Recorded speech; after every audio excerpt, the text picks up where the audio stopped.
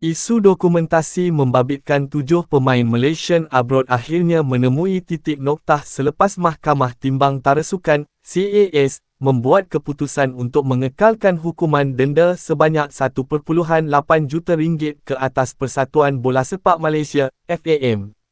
Walaupun FAM telah cuba sedaya upaya untuk membersihkan nama dan merayu kes tersebut, CAS berpendapat tiada bukti yang cukup kuat untuk membatalkan pertuduhan berkaitan pemalsuan dokumen berkenaan. Di sebalik berita buruk mengenai denda yang besar itu, peminat bola sepak negara boleh menarik nafas lega.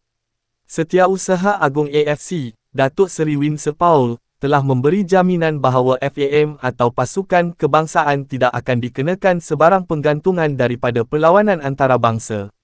Menurut beliau, berdasarkan peraturan dalam Kod Disiplin AFC, artikel 25 dan 56, kesalahan seperti ini biasanya hanya membawa kepada hukuman denda wang tunai, minimum $1,000 atau pembatalan keputusan perlawanan kepada kekalahan 3-0. Tiada peruntukan khusus yang menyebut tentang penggantungan pasukan secara menyeluruh bagi kes dokumentasi pemain ini.